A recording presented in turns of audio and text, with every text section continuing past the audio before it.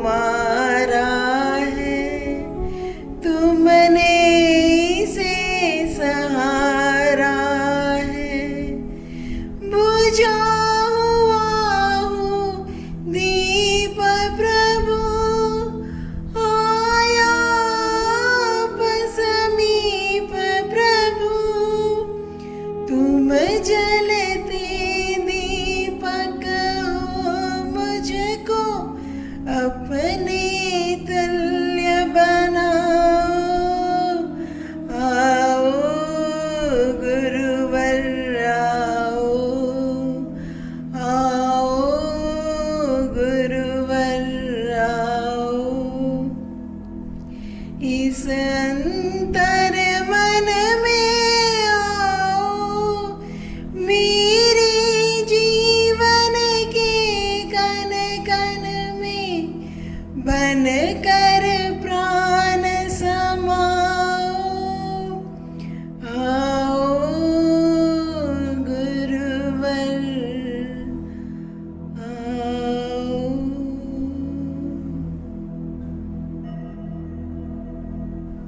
वंदन करो अरिहंत को, सिद्धम करो प्रणाम।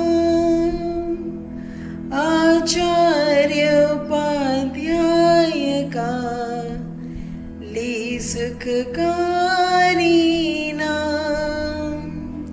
सर्व साधु सरस्वती, दया धर्म सुखकार।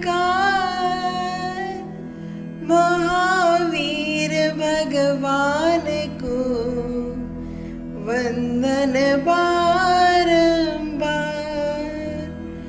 महावीर भगवान को वंदन बारंबार।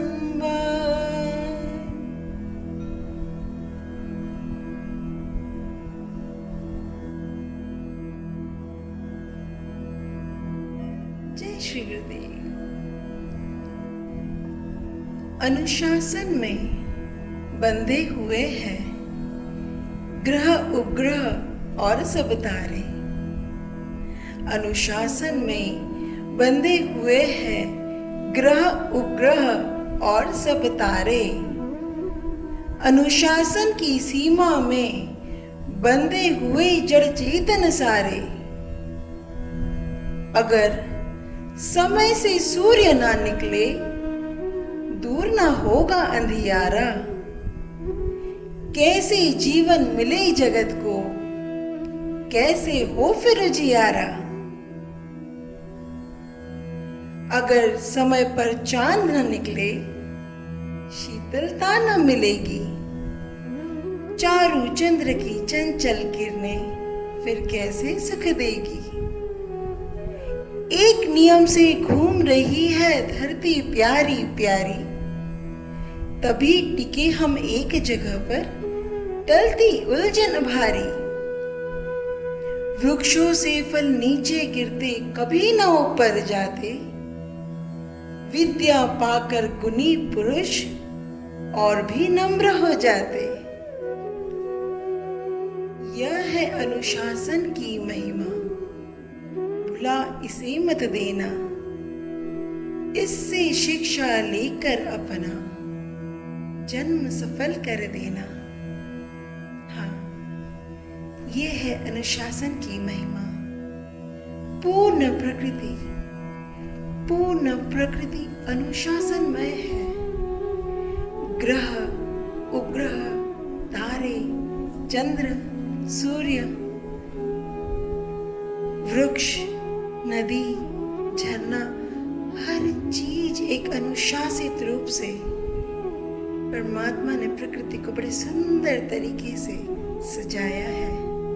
क्या सौंदर्य बिखेरा है।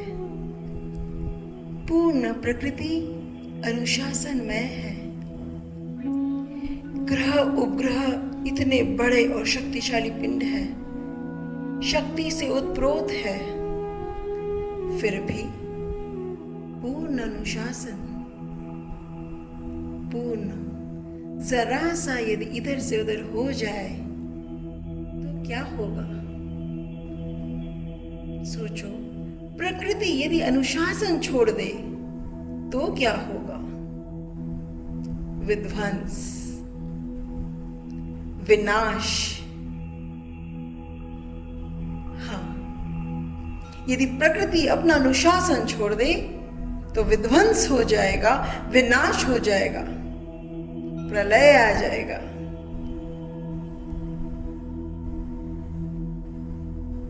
एक एक चीज कितनी सुंदर और अनुशासित ढंग से कार्यरत है।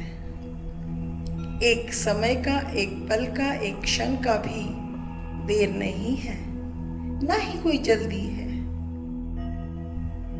सीमाबद्ध, तय सीमा के साथ पूर्ण रूप से अनुशासित होकर एक लय में पूर्ण प्रकृति अपनी सुंदरता बिखेरती है। लेकिन जरा सा भी कोई अपनी लय छोड़ता है तो फिर तांडव मचता है।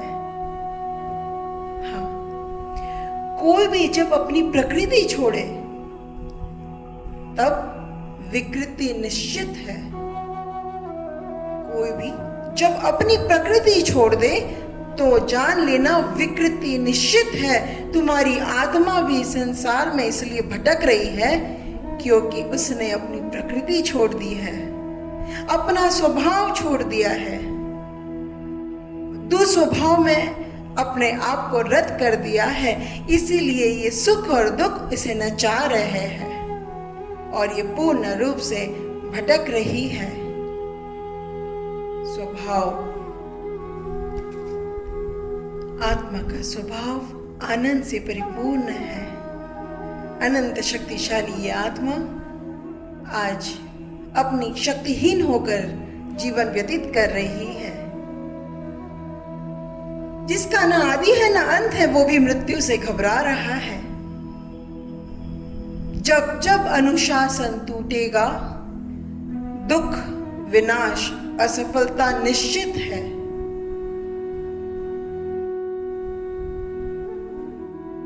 हाँ, अनुशासन अति अति अति महत्वपूर्ण है। महावीर स्वामी ने पूर्ण रूप से विनय श्रुत अध्ययन में विनय और अनुशासन लेते हुए पहले दो पायदान यदि किसी शिष्य के लिए रखे हैं तो वे है अनुशासन और विनय। इन दोनों के बिना साधना सफल और सुफल नहीं हो पाएगी। विनय के बिना धर्म टिक ना पाएगा और अनुशासन के बिना इस धर्म पथ पर चल ना पाओगे। सच कहूं तो यह साधना पथ अत्यंत सरल है, सहज है, कोई कठिनाई नहीं है इसमें। यदि आज साधना पथ पे तुम्हें कठिनाई लगती है, तकलीफें आती है, क्योंकि ये कठिनाई, ये तकलीफ तुमने अपने आप ली है अनुशासनहीन होकर। यदि जीवन को सहज और सरल तरीके से जियोगे तो जीवन में कोई तकलीफ नहीं, कोई तनाव नहीं, कोई दुख नहीं आ सकता, कोई रोग नहीं आ सकता। लेकिन जब जब अपनी प्रकृति छोड़ोगे तब ये सब एक के बाद आएंगे और तुम्हें नाच नचाएंगे। जटिलता तुम्हारे मस्तिष्क में है, समझ की कमी तुम्हारे जीवन में है। साधना पथ पर चलना चाहते हैं, मोक्ष भी पाना चाहते हैं, संसार की असारता को भी समझ रहे हैं, परंतु ये मैं नहीं छूटता, मोह नहीं छूटता। साधना पथ मक्खन की तरह चाहते हो कि सब कुछ सरल हो जाए, जीवन में कोई कठिनाई ना आए, ये चाहते हो। चाहना गलत नहीं है, चाहना बहुत अच्छी है, कोई परेशानी नहीं आएगी। ये भाव तुम्हारे जीवन में नहीं आएगा कि परमात्मा मेरे साथ ही ऐसा क्यों करते हैं, मैंने क्या बिगाड़ा किसी का, क्यों श्री गुरु मुझे डांटते हैं। आपको इन तनाव में रहने की आवश्यकता ना होती यदि तुमने सरल और सत्य के साथ जीवन जिया होता। ऐसे अनगिनत प्रश्नों की फौज तुम्हें बार बार ये दिखाते हैं कि तुम कितने सही हो और बाकी आपके साथ कितना गलत हो रहा है, पर ऐसा नहीं है। सारे कर्मों की जड़ तुम स्वयं हो। जो बीज बोए हैं वो काटने तो पड़ेंगे ना, या कोई विकल्प नहीं है, काटने भी पड़ेंगे और खाने भी पड़ेंगे इसके फल। ये ऐसी सेटिंग है कि इसे आप किसी को ना बांट सकते हैं, ना इससे मुक्ति पा सकते हैं। जो जो बीज तुम बोओगे हर एक का फल तुम्हें ही भुगतना पड़ेगा। कोई शॉर्टकट्स नहीं है। इसलिए बार बार श्री गुरु समझाते हैं, मत करो ऐसे कोई कर्म जिससे तुम्हारे ही जीवन में तुम दुख को आमंत्रित करोगे। गुरु के शब्दों को समझो, जानो, जीवन में उतारो तो दुख तुम्हारे जीवन को छू न पाएगा। मत अनसुनी करो उनके वाक्यों को, मत अनसुनी करो उनके शब्दों को।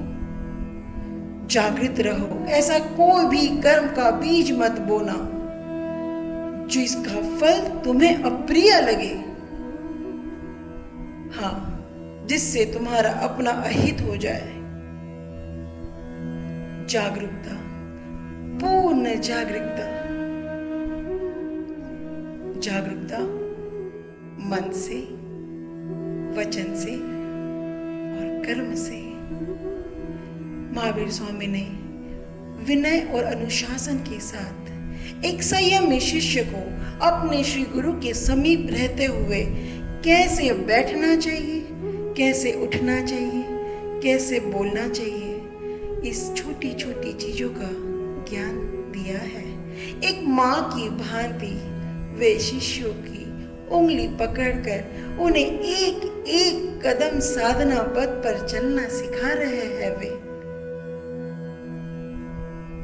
ध्यान रखना, ये पथ बहुत सूक्ष्म है, अत्यंत सूक्ष्म।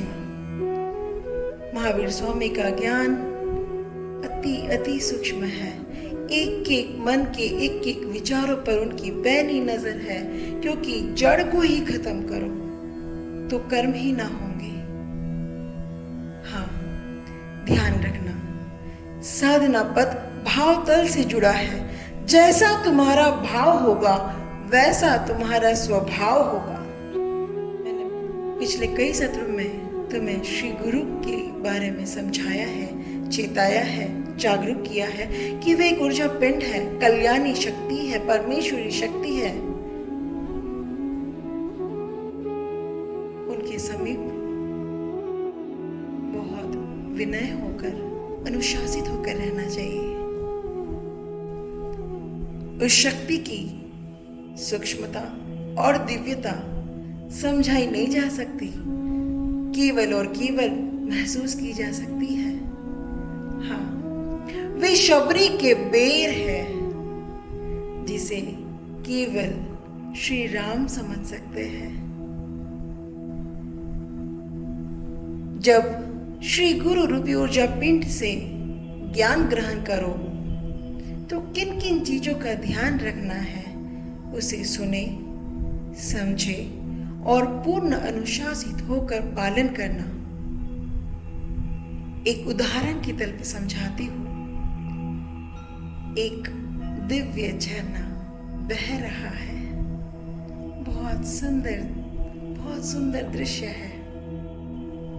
हाँ, और वो झरने का पानी आपको प्राप्त करना है। वह झरने का मीठा और शीतल पानी आपको ग्रहण करना है। तो उसे कैसे ग्रहण करोगे? पात्र कैसा होना चाहिए? पात्र कहाँ होना चाहिए? पात्र में ग्रहण करने की क्षमता होगी तभी वह पात्र उस पानी को ले पाएगा और तभी तुम उसे ग्रहण कर पाओगे। पात्र का सही स्थान पर होना अति अति अति आवश्यक है। ये सारे अनुशासन तुम्हारी पात्रता को निर्धारित करने वाले हैं। पात्र छोटी छोटी बातें हैं जो महावीर स्वामी ने कही है, लेकिन उनका पालन करोगे तो फिर तुम्हारी साधनाओं में तुम्हारे भाव बिगड़ेंगे नहीं। तुम्हारे एक एक भाव का ख्याल रखा है महावीर स्वामी ने। हर अनुशासन तुम्हारे कल्याणार्थ कहे हैं। बुद्धि से देखोगे तो कुछ समझ नहीं आएगा। कहीं पे भी उठो और बैठने से क्या होता है, लेकिन नहीं, यदि झरने से पानी बह रहा है और पात्र यदि उस स्थान पर नहीं है जिसमें पानी गिर सके, तो फिर अनंत अनंत काल तक भी वो पात्र यदि झरने के आसपास भी रहेगा तब भी वो पानी ग्रहण ना कर पाएगा। महत्वता सालों की नहीं है, महत्वता स्थान की है, पात्र की शक्ति की है। स्पष्ट है कि पात्र झरने से नीचे रखना होगा। यदि गलत जगह पे रखोगे तो पानी नहीं आ सकता। झरना तो बह रहा है, अविरल बह रहा है, सबका कल्याण कर रहा है, पर यदि तुम यथास्थान पर नहीं होगे तो ना प्यास बुझेगी, ना पानी मिलेगा, ना कल्याण होगा। यदि पानी लेना हो तो पात्र का सही स्थान पर होना अनिवार्य है। तुम्हें ऐसे जगह पर होना अनिवार्य है जहां से तुम उसे ग्रहण कर पाओगे। जन्मों जन्मों तक रामायण या महाभारत सुनने से, भागवत सुनने से कल्याण नहीं हो सकता। उसे जीवन में उतारना होगा, हर क्षण उतारना होगा। ये नहीं कह सकते कि कल कर लेंगे, आज कर लेंगे, परसों कर लेंगे। जिस क्षण ज्ञान ग्रहण किया उसी क्षण ज्ञान को अपना जीवन बनाने का संकल्प लेना होगा। यदि कल करते रह जाओगे तो वो कल कभी नहीं आएगा। और कल की उम्र छोटी नहीं होनी चाहिए। वह ज्ञान तुम्हारा जीवन उसी क्षण होना चाहिए। तुम्हारा संकल्प पूर्ण जीवन के लिए होना चाहिए।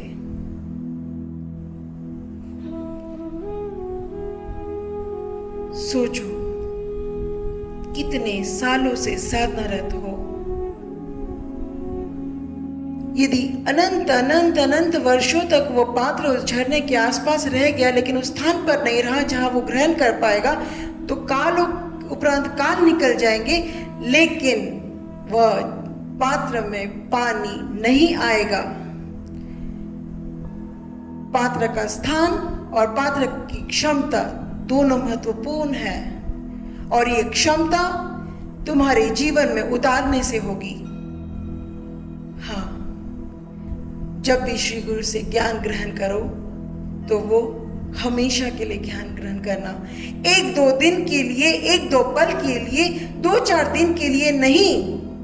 ये चलना है, निरंतर चलना है। निरंतरता अनिवार्य है, आवश्यक है। 2 कदम 4 कदम चलने के बाद फिर थक के बैठ जाना, इसे चलना नहीं कहते।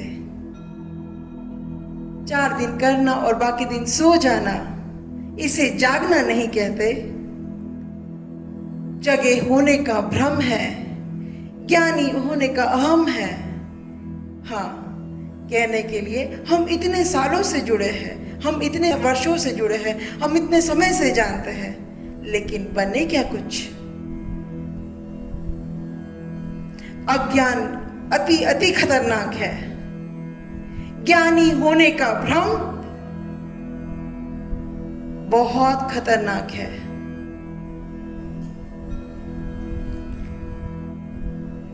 और अहम से पात्र नहीं भरा जा सकता,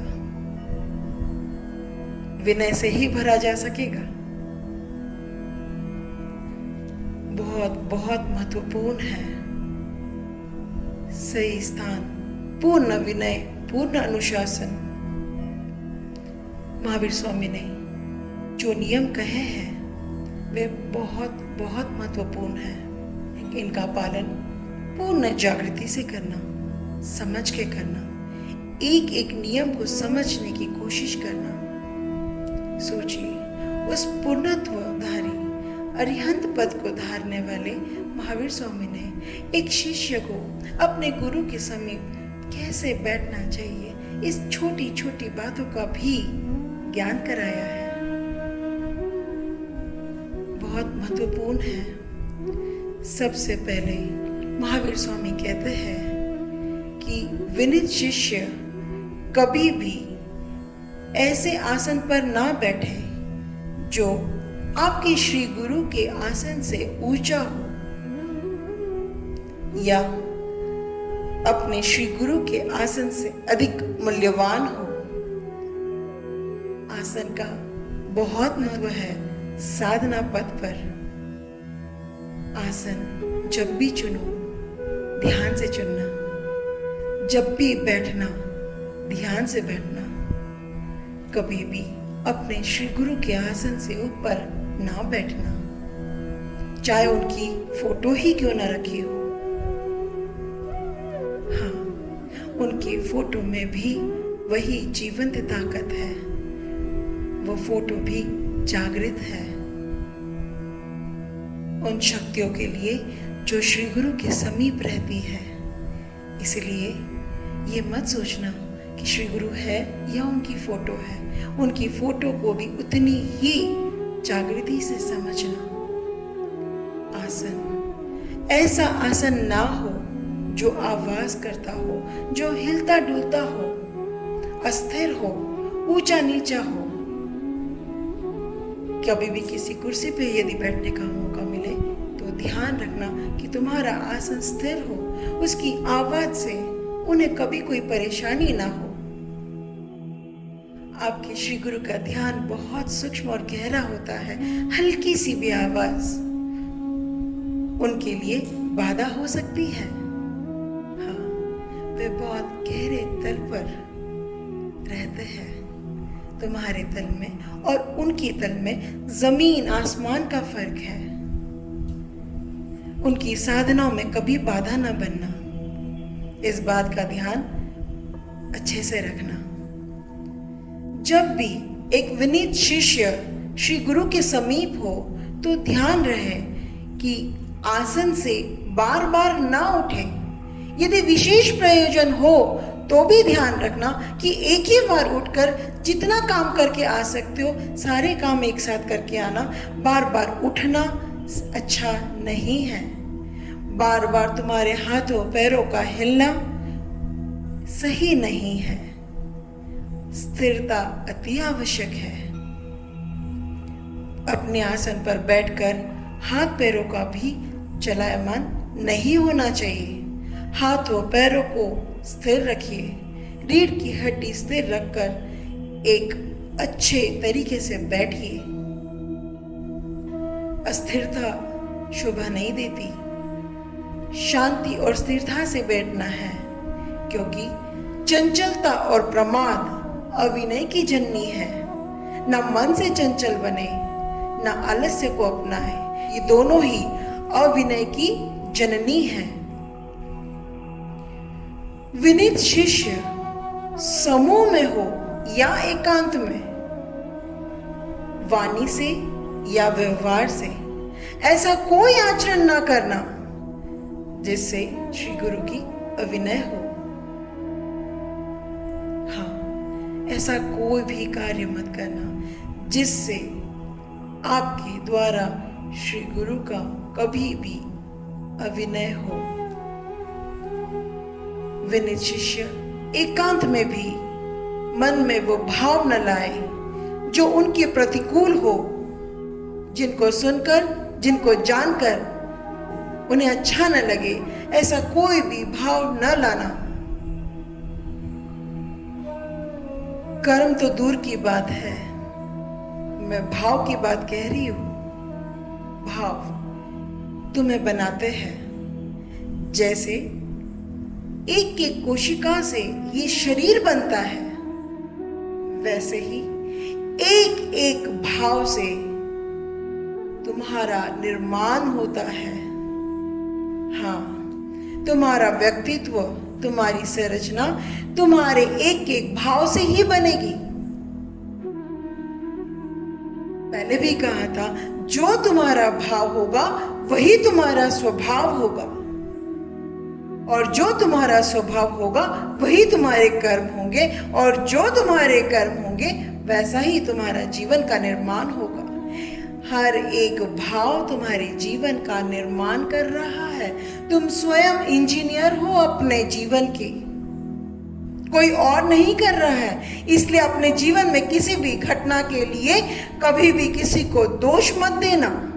किसी पर दोषारोपण करने से पहले एक बार अपने भीतर झांक लेना। इस संसार में कभी किसी का दोष नहीं, कर्म तुम्हारे हैं।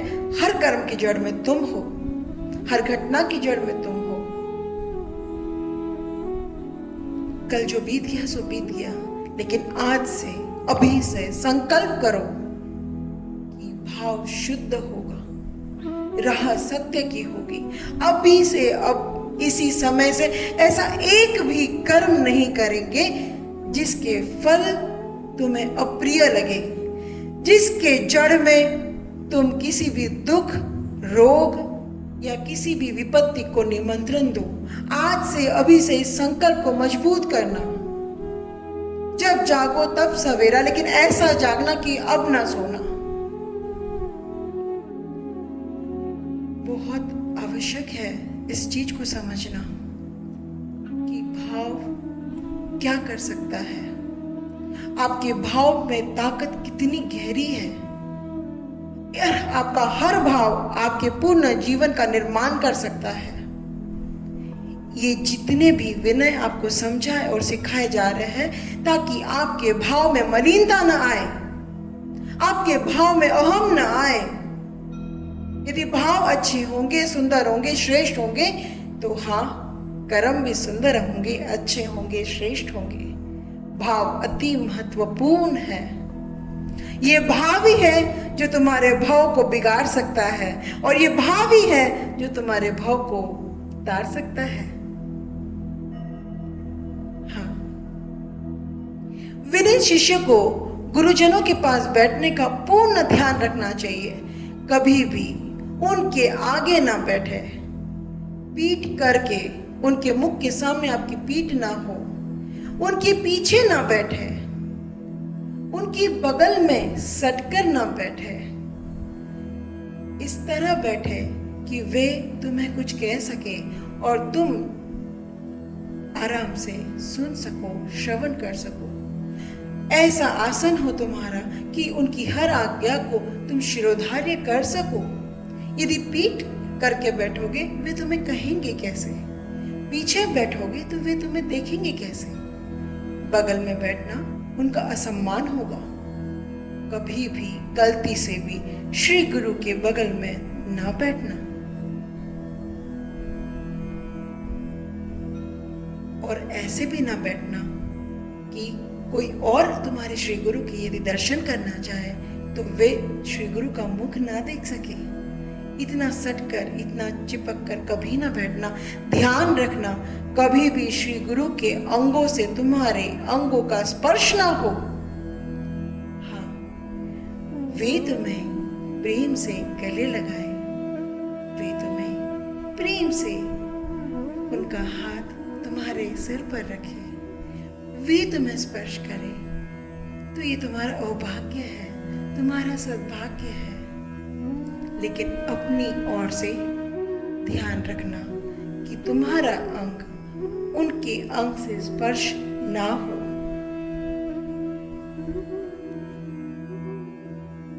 संयमी शिष्य को गुरुजनों के समक्ष गवारों की तरह दोनों घुटनों को अपने दोनों हाथ बांधकर वस्त्रों से लपेटकर नहीं बैठना चाहिए। पैर पसार कर कभी नहीं बैठना चाहिए। दोनों भुजाओं को इस तरीके से कमर पर हाथ रखकर कभी नहीं बैठना चाहिए। हर प्रकार की शिष्टता और सभ्यता का ध्यान रखना चाहिए। विनीत और संयमी शिष्य जब भी श्री गुरु के दर्शनार्थ आए या कोई भी श्री गुरु के दर्शनार्थ आए तो कपड़ों का विशेष ख्याल रखिए। आजकल कपड़ों के नाम पे जो फैशन चल रही है वह समाज के लिए हितकारी नहीं। आप ऐसे कपड़े पहनिए जिसमें आपको चलना उठना बैठना आराम से हो, आरामदायक हो। पर छोटे कपड़े पहनना ये कोई सभ्यता नहीं। कपड़ों का ध्यान अवश्य रखें, मर्यादाएं अवश्य रखें। ये मर्यादाएं मैं दोनों के लिए कह रही हूँ, चाहे वो स्त्री हो चाहे वो पुरुष हो। जब भी आश्रम में आए आपका पहनावा सभ्य हो, ध्यान रखना। हर क्रियाएं, आपका उठना, आपका बैठना, आपका आना, सब कुछ महत्वपूर्ण होता है। ध्यान दें, यदि श्री गुरु आपको कोई आदेश दे तो अपने स्थान पर बैठकर उसका जवाब ना देना। अपने स्थान से, अपने आसन से उठकर आना, उनके समक्ष हाथ जोड़कर सविनय उनसे पूछना। जब वे कोई आदेश दे तो ये कहना कि हाँ गुरुवर, आपकी हर आदेश का पूर्ण पालन करने का पूर्ण कोशिश करूंगा या करूंगी। उनका हर आदेश शिरोधार्य करना। श्री गुरु के कृपाकांक्षी एवं मोक्षार्थी शिष्य को उनके द्वारा बुलाए जाने पर एक बार या बार बार भी आना पड़े तो ये मत सोचना कि एक बार में क्यों नहीं कहा। मन में दुराभाव मत लाना।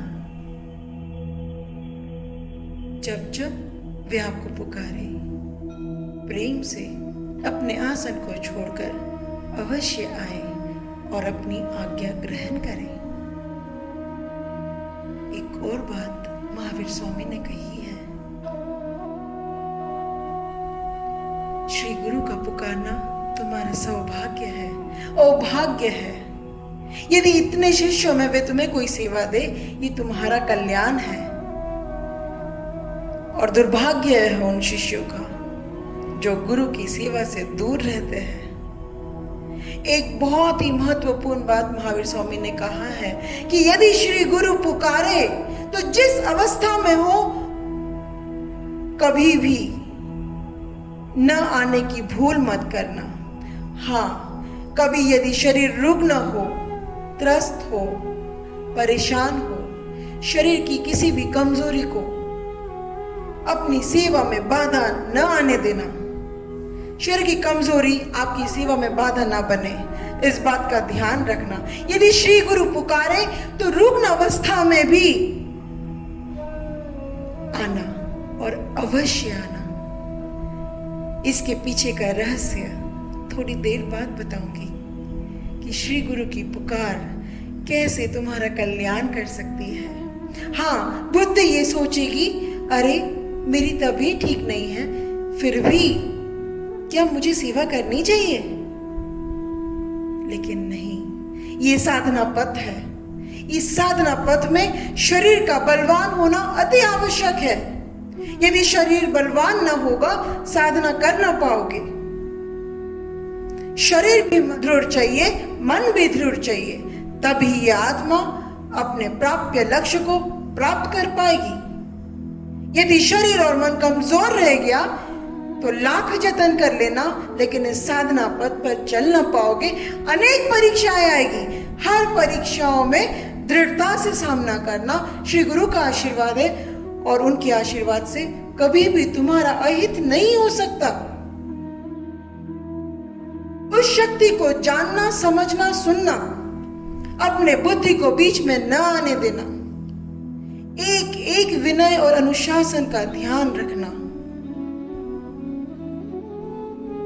श्री गुरु की पुकार बहुत सौभाग्य से मिलती है। यदि श्री गुरु आपको पुकारे, वो आपको याद करे, कोई सेवा आपको दे, ये तुम्हारा बहुत बड़ा सौभाग्य है। धैर्यपूर्वक हर सेवा करना, हर साधना करना। चूक हो जाए तो छुपाना मत, हाथ जोड़कर विनम्रता से अपनी चूक को स्वीकार करना। हाँ, डरना मत, भय मत रखना। ये साधना पथ निर्भय का पथ है, भय का कोई स्थान नहीं। जैसे संशय का कोई स्थान नहीं, वैसे भय का भी कोई स्थान नहीं है। यदि गलती से भी कोई चूक हो जाए तो चले आना श्री गुरु के पास, वे क्षमा करेंगे तुम्हें। छुपाना मत, डरना मत। उनकी डांट भी तुम्हारे लिए कल्याणकारी ही साबित होगी।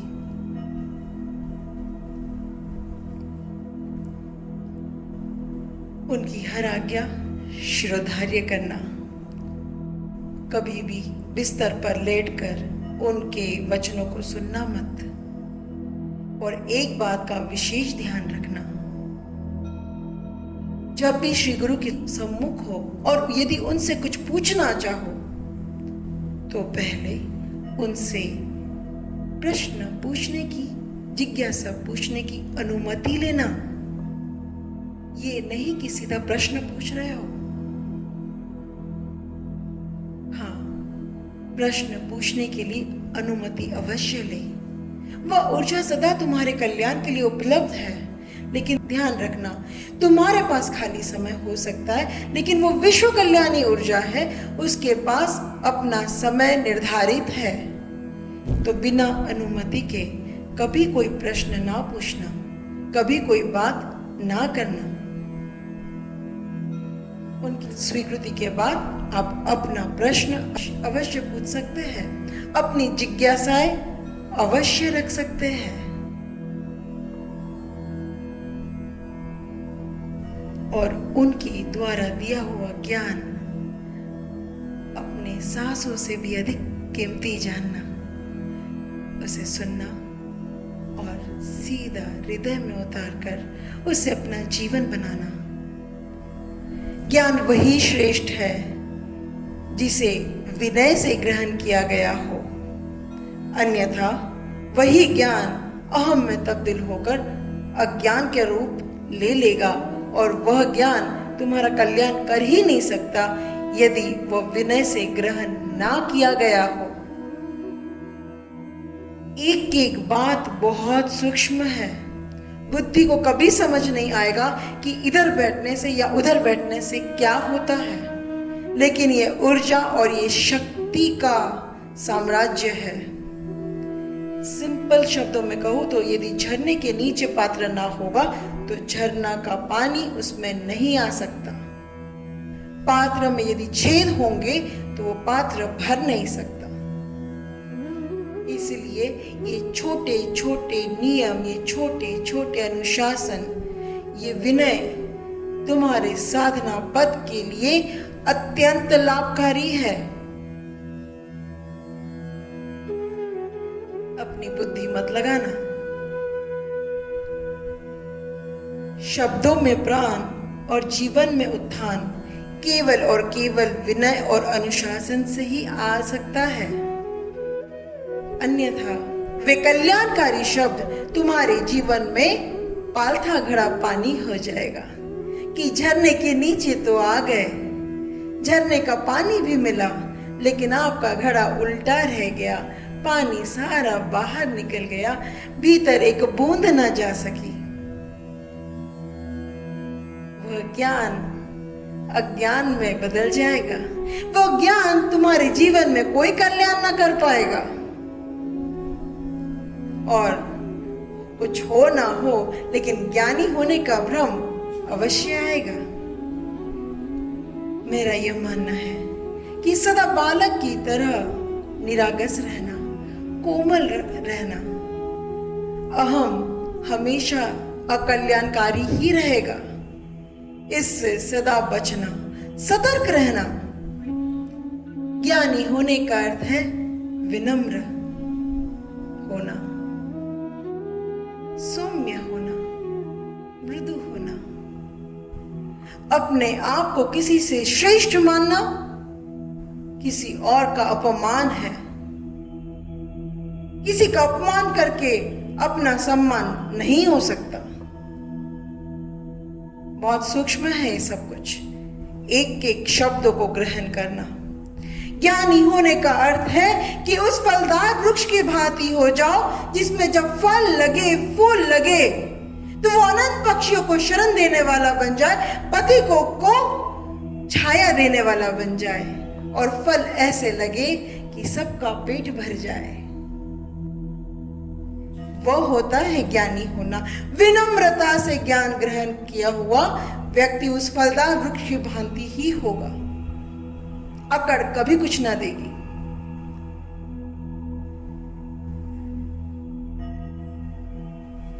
एक एक शब्द को समझना और अपना जीवन बनाना। श्री गुरु की कृपा, श्री गुरु का सानिध्य, श्री गुरु का शब्द, श्री गुरु के प्रति तुम्हारी भक्ति तुम्हारे जीवन का कितना कल्याण कर सकती है, एक दृष्टांत से जानते हैं और देखते हैं। और ये सत्य घटना है। एक बार श्री गुरु समर्थ रामदास का एक शिष्य विचरण करते हुए भिक्षा लेने के लिए एक गांव में गया और समर्थ गुरु की जय भिक्षाम देहि, समर्थ गुरु की जय भिक्षाम देहि पुकारने लगा, कहने लगा और अपनी भिक्षा ग्रहण करते करते करते वह गलियों से गुजर रहा था कि अचानक एक घर से जोर से दरवाजा खुला और उसी समय एक तांत्रिक बाहर निकलता है और कहता है कि कौन हो तुम? इतना दुस्साहस तुम्हारा कि मेरे घर के सामने किसी और की जय जयकार, किसी और का नाम मैं सहन नहीं कर सकता। कौन है तुम्हारे गुरु?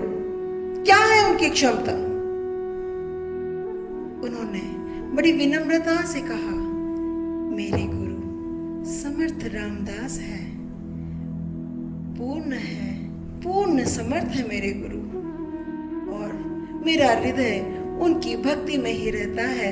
इसलिए जब भी भिक्षा ग्रहण करता हूँ पहले उनकी जयकार करता हूँ, तभी वह ग्रहण मेरे लिए प्रसाद बन जाता है। मैंने आपकी कभी भी कोई अविनय आशातना ना की है, मैं तो सिर्फ अपने गुरु की जयकार कर रहा हूं। उस शिष्य का जवाब सुनकर वह तांत्रिक और भी क्रोध में उठ पड़ा और क्रोध में चिल्लाते हुए कहने लगा, नहीं, मेरे द्वार के आगे किसी का भी नाम या किसी की जय जयकार मैं नहीं सुन सकता। तो शिष्य ने कहा, मेरा हृदय पूर्ण रूप से समर्पित है,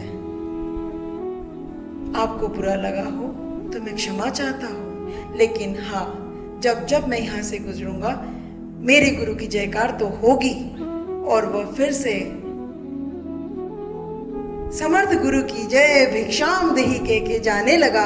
तभी वह तांत्रिक पीछे से दौड़कर आया और उसने शिष्य को कहा, दुस्साहस, अत्यंत दुस्साहस किया है तूने। मैं तुझे श्राप देता हूं कि कल का सूर्य तू नहीं देख पाएगा। देखता हूं तेरा गुरु क्या करता है।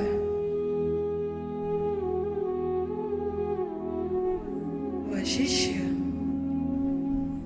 कुछ क्षण के लिए थोड़ा सा तो डर गया, लेकिन फिर भी उसके मन में था, अब जो होगा वो होगा। मैंने तो अपने श्री गुरु की शरणा ले ली है। और वो अपनी जयकार लगाते हुए अपनी भिक्षा ग्रहण करते हुए चला जा रहा था। अचानक गांव के कुछ लोग वहां से गुजर रहे थे और उन्होंने कहा, अरे मूर्ख, सन्यासी है तू, क्या फर्क पड़ता यदि गुरु को नाम ना लेता? उस तांत्रिक के शब्द कभी खाली नहीं गए। जब जब जिसको श्राप दिया है उनकी मृत्यु तय है। उनकी मृत्यु हुई ही हुई है। उस तांत्रिक का कोई भी शब्द आज तक खाली नहीं गया है। कहाँ भिड़ाया तो उस तांत्रिक से, इतनी यौवन अवस्था में अपनी जान गवा बैठेगा, हमें तो दया आ रही है तुझ पर। जैसे ये शब्द उसके कान में गए तो वह शिष्य घबरा गया और रास्ते भर एक ही चीज सोचता रहा, लगता है अंत समय आ गया, आज तो मेरी मृत्यु तय है। फिर भी संभाव धारण करते हुए सारी भिक्षा उनके सम्मुख रखी और हाथ जोड़कर श्री गुरु से भोजन ग्रहण करने के लिए कहा। श्री गुरु मुस्कुराते हुए कहा, ले आया तो भिक्षा? तो शिष्य ने कहा, हाँ गुरुवर, आज तो भिक्षा में अपनी मौत ले आया हूं।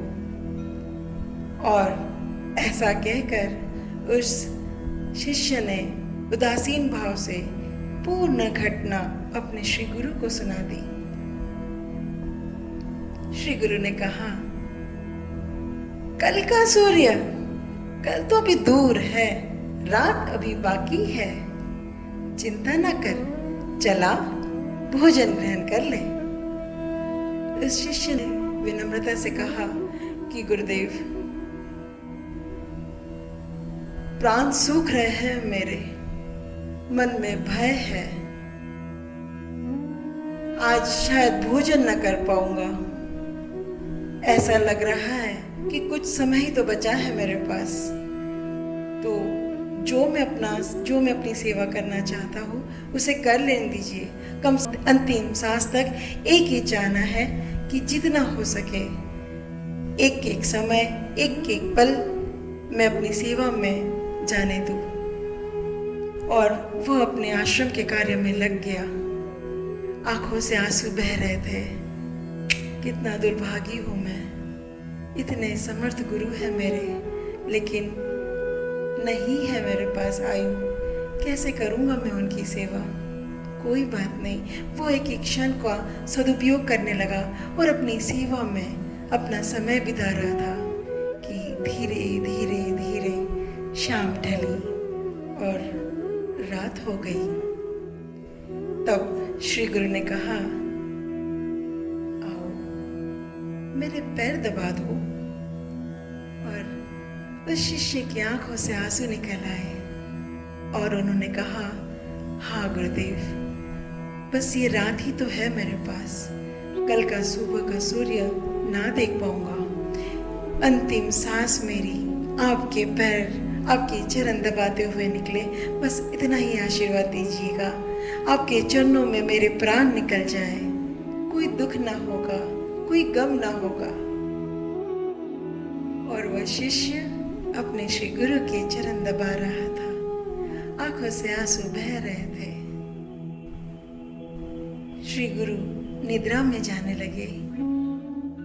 तब उन्होंने कहा, ध्यान रखना, पैर दबाते रहना, चरण ना छोड़ना मेरे, ध्यान रखना, कुछ भी हो जाए चरण ना छोड़ना। श्री गुरु ने ये बात कम से कम 3 बार दोहराई और वह शिष्य ने कहा, गुरुदेव, मेरे प्राण आपके चरणों में ही निकलेंगे, मैं चरण कभी नहीं छोड़ूंगा। सांस जाए तो जाए, लेकिन हाँ, ये चरण नहीं छूटेंगे। और वह बड़े प्रेम से अपने श्री गुरु के पैर दबा रहा था और उनकी सेवा करते करते करते भय अपने आप गायब हो गया। और बस वो उन कुछ क्षणों के अंदर, कुछ पलों के अंदर वो पूरा जीवन समेट रहा था। श्री गुरु की मीठी यादों में, अपने शिष्यत्व की छोटी छोटी झलकियों में, उनके प्रेम से ओतप्रोत होकर, पूर्ण प्रसन्न होकर विदा लेना चाहता था। अब श्री गुरु के चरण दबा रहा था कि इसी समय रात्रि का प्रहर बीतने को था कि अचानक उसने देखा कि एक प्रकाश आया और उस प्रकाश के भीतर देखो तो एक देवी एक थाल लेकर खड़ी थी और उस थाल में सोने, चांदी, हीरे, मोती, जवाहरात, सोने की अशर्फियां, बहुत सारी चीजें थी। और वह देवी उनसे पुकार रही थी, आजा, ये थाल ले जा, देख मैं तेरे लिए क्या लाई हूं। उस शिष्य ने कहा, हे माता, मेरे जीवन का अंतिम समय है, क्या करूंगा मैं इस थाल का। मुझे नहीं चाहिए कोई सोना, चांदी, हीरे, जवाहरात। मुझे मेरे श्री गुरु के चरण अति प्रिय है। मुझे कुछ नहीं चाहिए, पर मैं आपका अनादर नहीं करूंगा। आप यदि देना चाहे तो इधर रख के चले जाए। मेरे श्री गुरु ने चाहा तो वे ग्रहण करे, अन्यथा मुझे कुछ नहीं चाहिए। और बड़े विनयता पूर्वक वो अपने श्री गुरु के पैर फिर से दबाने लगा। उस देवी ने कई बार पुकारा, कई लोभ दिए, लेकिन शिष्य टस से मस न हुआ और थक हार कर वह देवी चली गई। अब रात्रि का दूसरा प्रहर बीतने को था कि वह देखता है एक सफेद प्रकाश, और उस प्रकाश में वह अपनी मां को आते हुए देखता है। मां, जीवन का अंतिम समय, श्री गुरु के चरण और मां के दर्शन, अभाग्य मेरा, सद्भाग्य मेरा। इतना प्रसन्न मुद्रा में खोई गया। वह मां वहां खड़ी थी और उसे पुकार रही थी, बेटा, तेरे दर्शन करने को जी चाहा, तुझे देखने को जी चाहा, आना मेरे पास, आना, तुझे गले लगाना चाहती हूँ। तब उस शिष्य ने कहा, माँ, तेरे दर्शन हो गए, भाग्य मेरा, मैं भी तुझे गले लगाना चाहता हूँ, पर तू आना मेरे पास। मैं ना आ पाऊंगा, मैं अपने श्री गुरु की सेवा को छोड़कर मैं आपके पास नहीं आ पाऊंगा। आ जाओ माँ, मेरे पास आ जाओ, आप भी श्री गुरु की सेवा का लाभ ले लो। और वह फिर आंख बंद करके अपने श्री गुरु के चरण दबा रहा था। और थक हार कर वह शक्ति जो मां का स्वरूप लेके आई थी वो भी चले गई। अब तीसरा प्रहर बीतने को था, लेकिन उस शिष्य के मन में कोई भय बचा ही नहीं, मानो उसने पूर्णत्व प्राप्त कर लिया हो। इतना संतोष, शांत था हृदय उसका। उसी बीच एक आवाज आई, मैं यमराज हूं, आजा मेरे पास, काल आ गया है तेरा, तेरी मृत्यु खड़ी है, चल मेरे साथ चल। उस शिष्य ने उनकी ओर देखा और बड़ी विनम्रता से कहा, हाँ, आप काल हो सकते हो, मेरी मृत्यु भी तय है, लेकिन मैं ना आ सकता आपके पास। मैं अपने श्री गुरु की सेवा कर रहा हूँ और उनकी आज्ञा को मैं छोड़ नहीं सकता। मैं उनका चरण दबा रहा हूँ। आपको मुझे ले जाना है तो यहाँ आइए और ले जाइए मुझे। मैं चलने को तैयार हूँ, लेकिन आना आपको होगा। मैं नहीं आ सकता आपके पास, क्षमा करना मुझे। और वह फिर से अपने श्री गुरु के चरणों को दबा रहा था, अपनी सेवा का आनंद ले रहा था कि अब तो अंतिम समय आ गया है। और करते करते करते एक ध्यान की अवस्था में चले गया।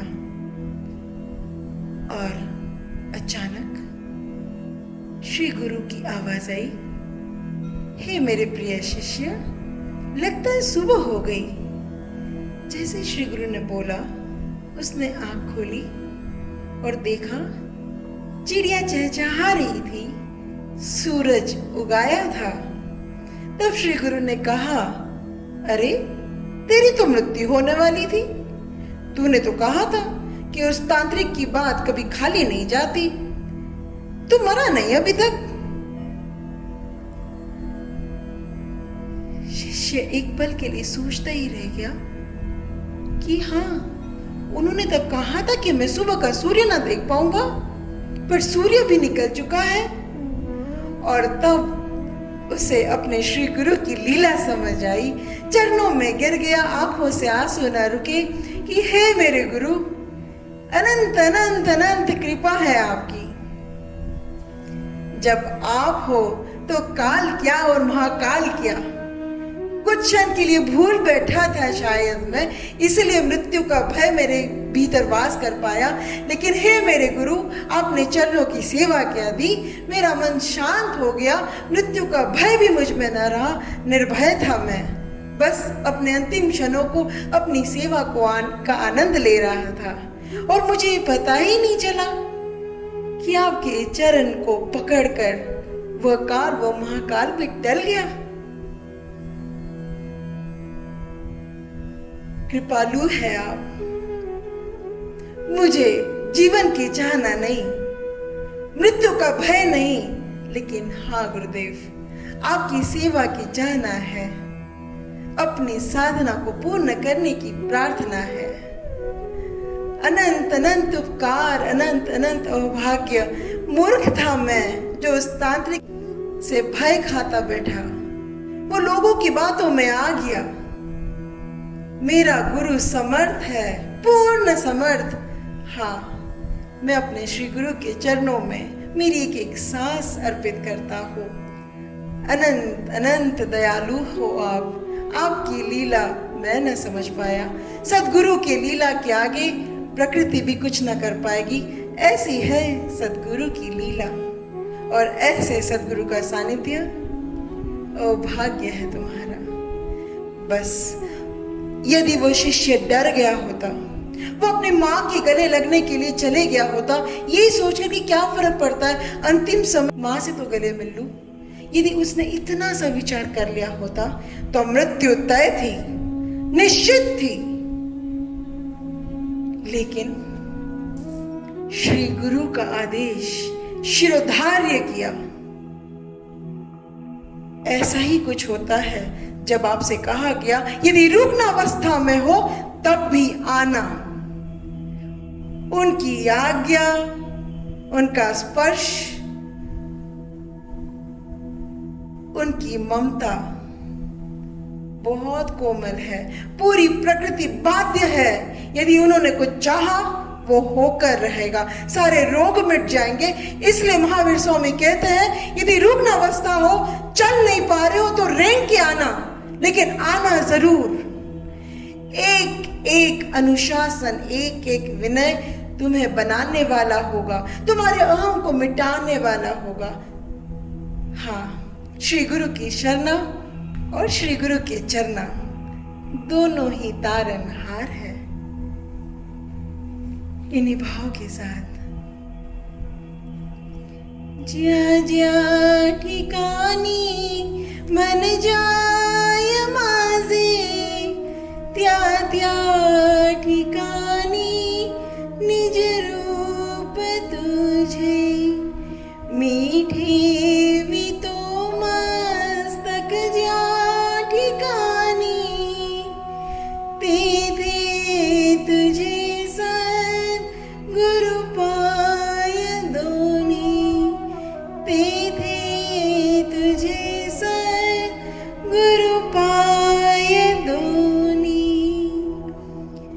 सद्गुरुनाथ महाराज की